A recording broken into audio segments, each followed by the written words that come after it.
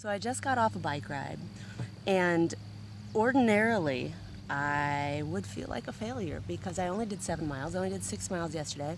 This coming from someone who had a goal to ride a century every month a couple years ago.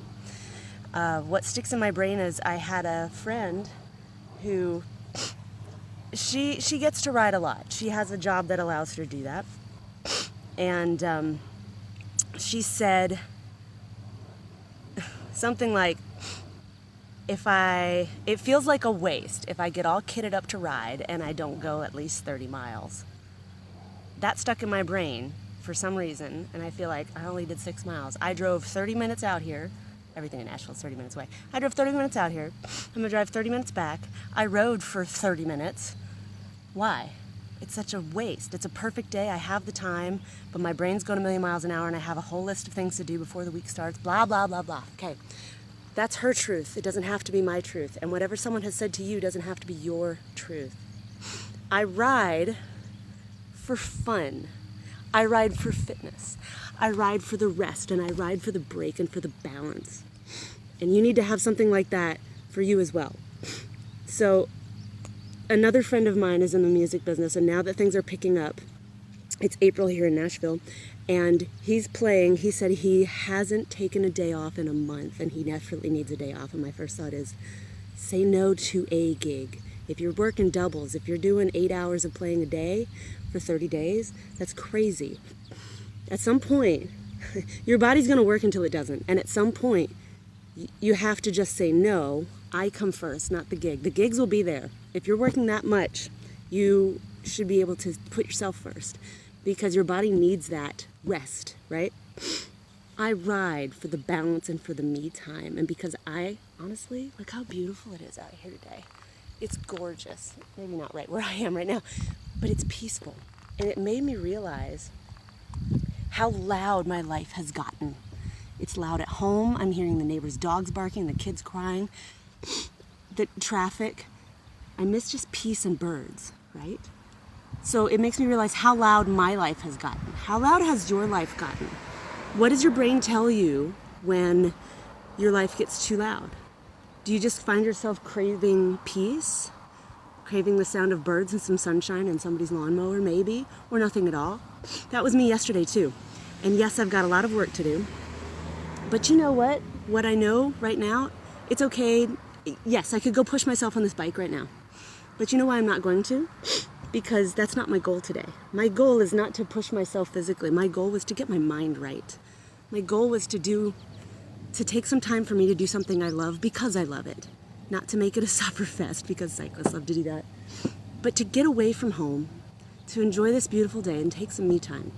So one of the big mistakes that musicians make is that we don't value rest.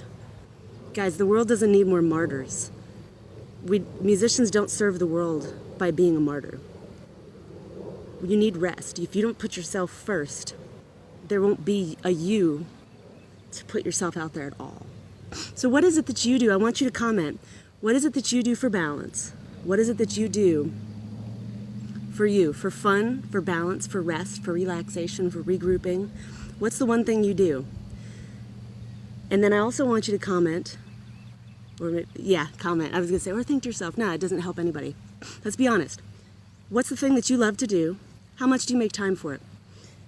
When it comes to exercising, how much do you make time for it? It's easy to get caught up in life and to not take care of yourself and to not make time for yourself and to just say, I'm going to put it on the back burner till later.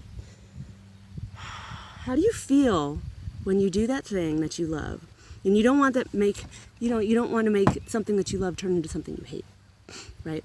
So that's why I'm not going to push myself on the bike today, because it wasn't so much about exercise as it was getting away, taking some peaceful time for myself. And when I get off this video, I'm going to sit here and enjoy the birds and the sound of the countryside. And that's it. And that's my rest before I go back.